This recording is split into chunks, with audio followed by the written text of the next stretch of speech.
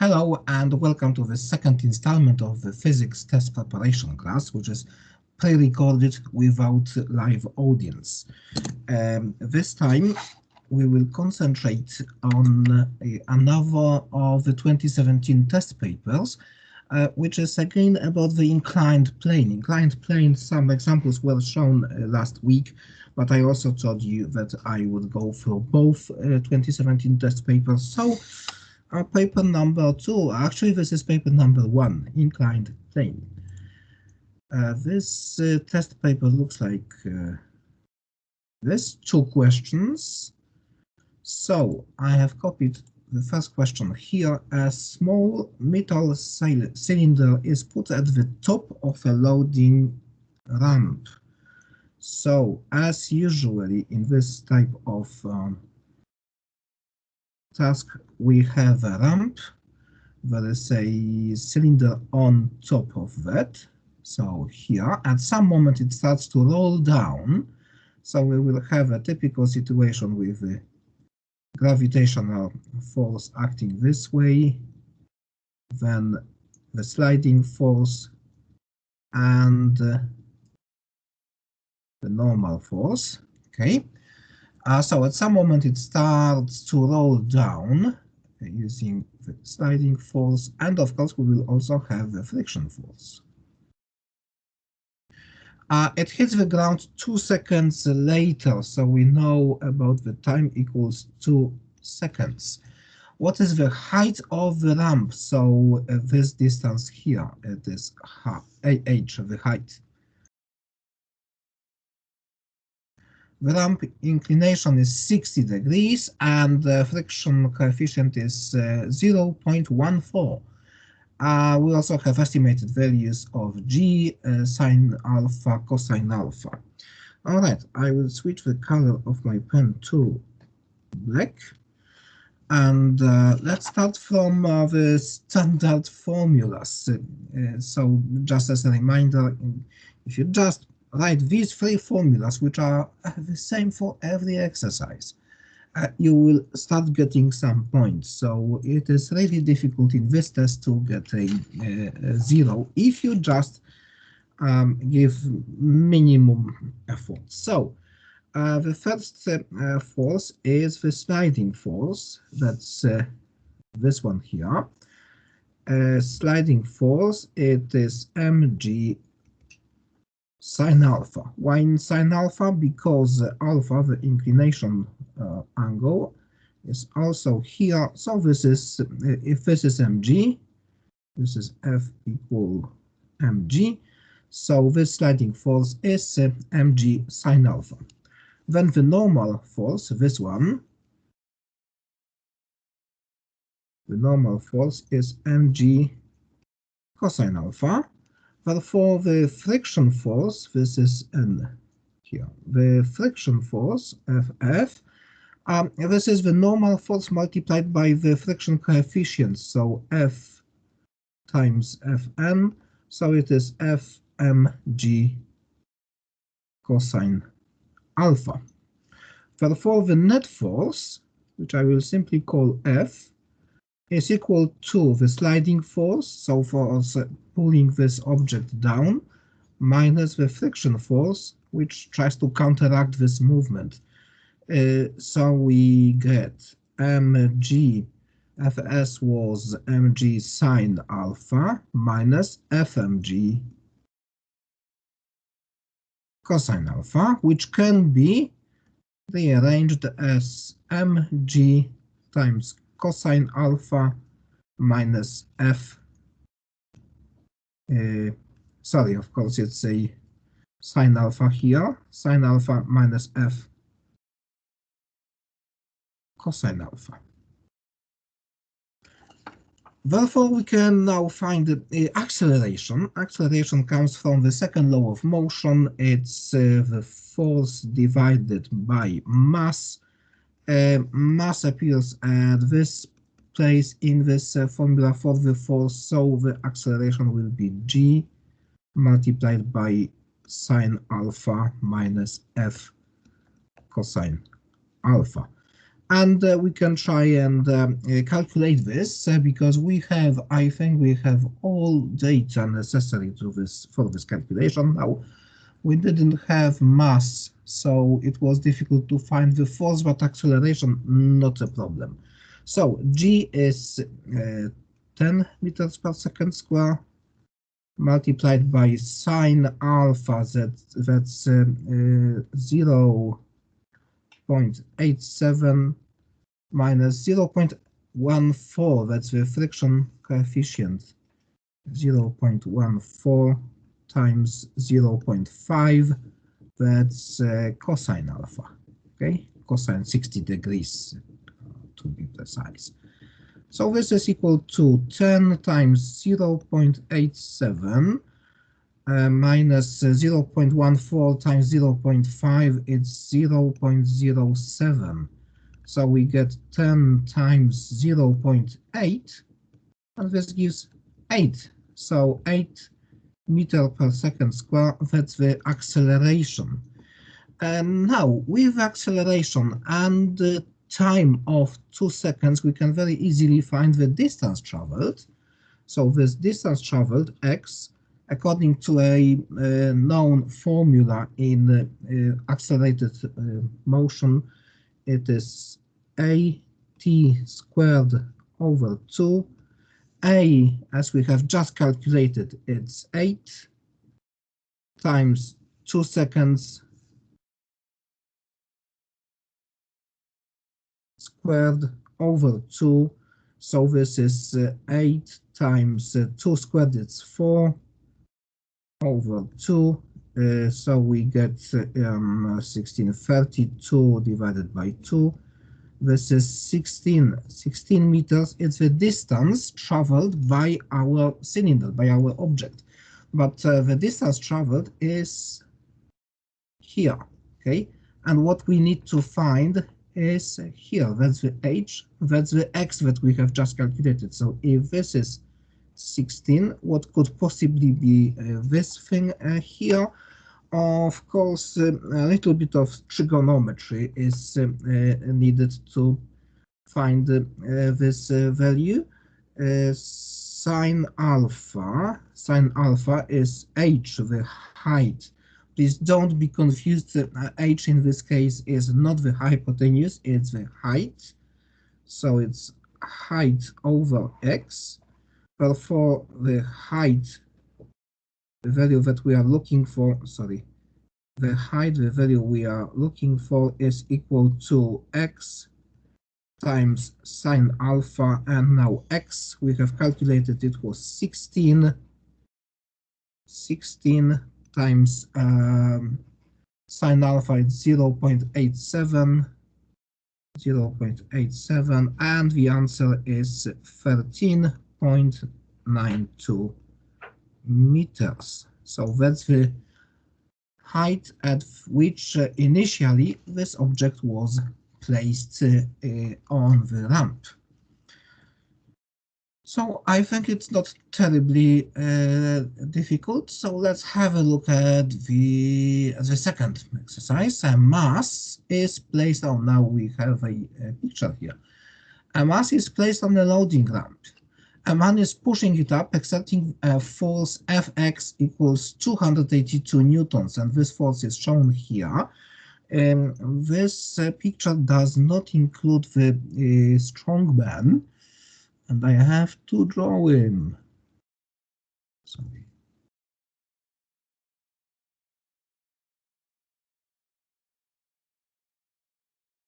Okay, so we now have a strongman. The strongman is pushing this object up with the force Fx. Fx equals 282 newtons in the direction shown in the picture, so that the object is standing still, not moving up and not sliding down. If it is not moving, it's static. This situation we sometimes call static balance. So it's statically balanced. Now, the inclination of the ramp is 30 degrees, coefficient of friction 0.25. Find the mass Find the mass. Oh, that's interesting. Find the mass. Estimated values. Yeah, so let's go.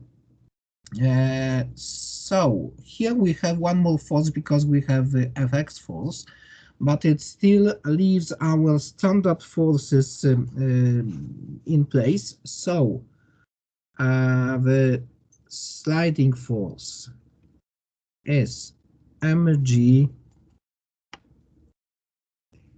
sine alpha. The normal force is mg cosine alpha. And the friction force is Fmg cosine alpha. And now the object remains motionless. So there is, according to the first law of motion, just one situation in which this may happen. In the presence of forces, this means that all the forces involved are in perfect balance. So what the forces we have? First of all, that's the sliding force, okay? Fs, okay? The sliding force would try to slide this object, to pull this object down. And now, the second force is, of course, the friction force, and traditionally the friction force will counteract the sliding force. So, so far it is very similar to the previous exercise we've just seen. But now we have one more force. There is a guy, the strongman, pushing the object up. So pushing up means that he also counteracts the sliding force. So does more or less the same thing as the friction force. So minus Fx. All these three forces must be equal to 0. So let's substitute whatever we know about these forces to this balance formula. So a sliding force is mg sine alpha minus friction force Fmg cosine alpha minus Fx equals 0. I will rather change this formula a bit, and I will just tell it's equal to Fx. That's the same thing we had. I can move the Fx to the other side of the equation, replace 0 with Fx. Yeah, so that's it. Okay, I jumped one step of the calculation. And now I will do a very similar thing we did previously. So I will rearrange the left side of this equation so that to put mg in front of bracket, mg, and in the bracket I have sine alpha minus f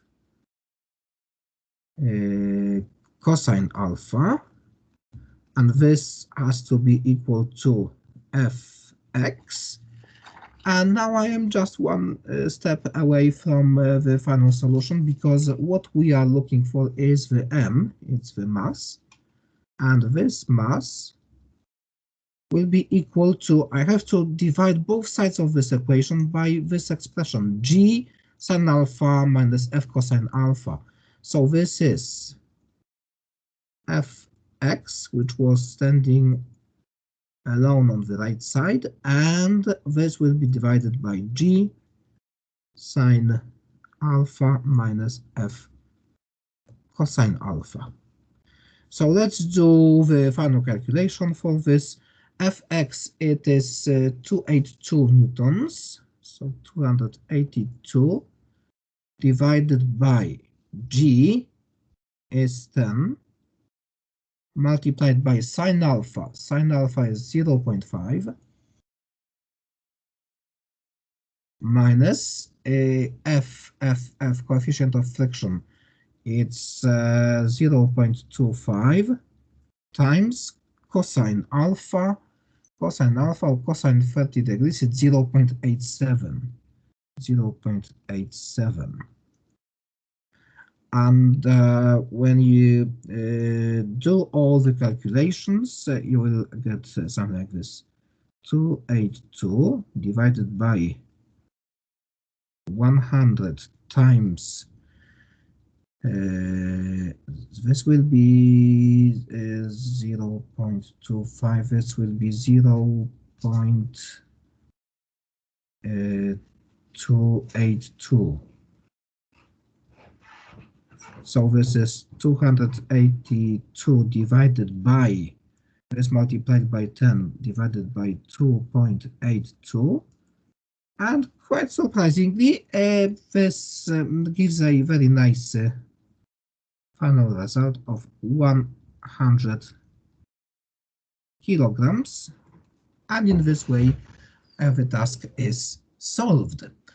We've done the entire paper from the 2017 exam with all the results. I would like to comment a little bit on that. The situation we had here was called a static balance.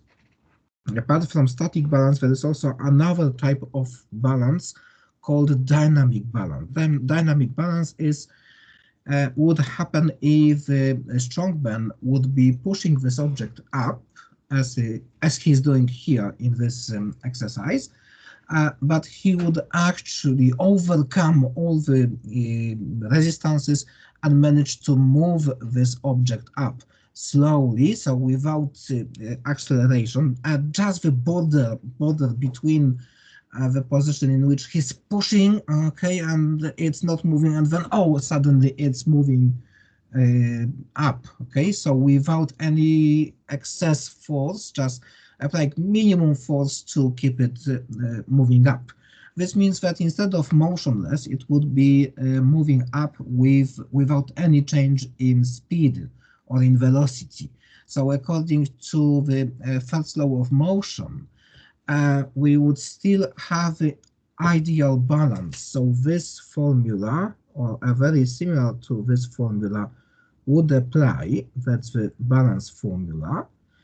But with dynamic balance, there would be one small difference. So I will rewrite this formula here.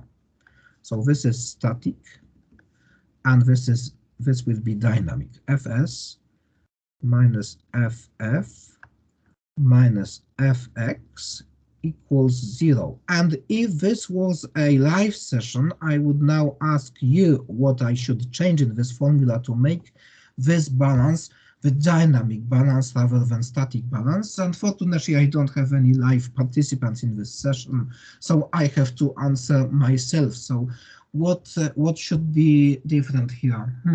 Static, dynamic. Oh yes, I have an idea. The difference is with the treatment of the friction force.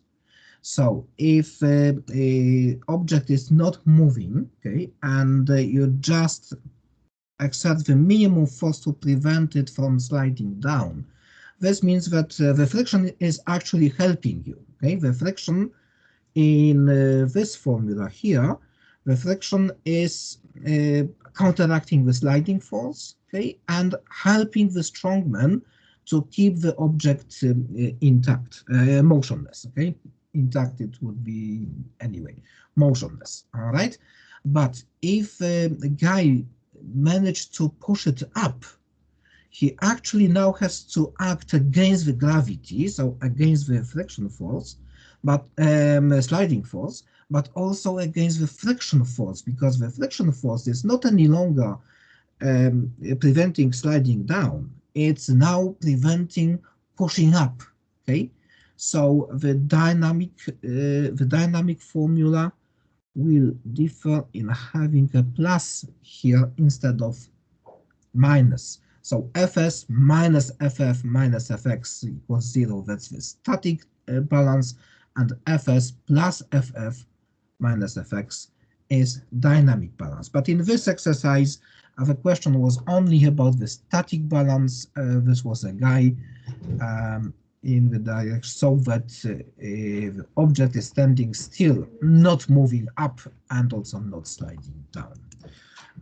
Before I say goodbye to you, I will just show you the practice section in Canvas.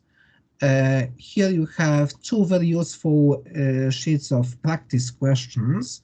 The test papers, this one, inclined plane, is the one that we have just done, and the ballistics is the one we've done in the live session this morning, 10 to 11. But also there is another very useful document here, useful formulas, okay, motion and gravity. Please remember that our tests are open book and open internet, so you can access these formulas during the test, and I think everything that you need to succeed in the test is displayed in this formula sheets. For now, I thank you very much for watching, and I wish you good luck in the test, which starts on Tuesday and will last 24 hours until Wednesday. Thank you. Bye.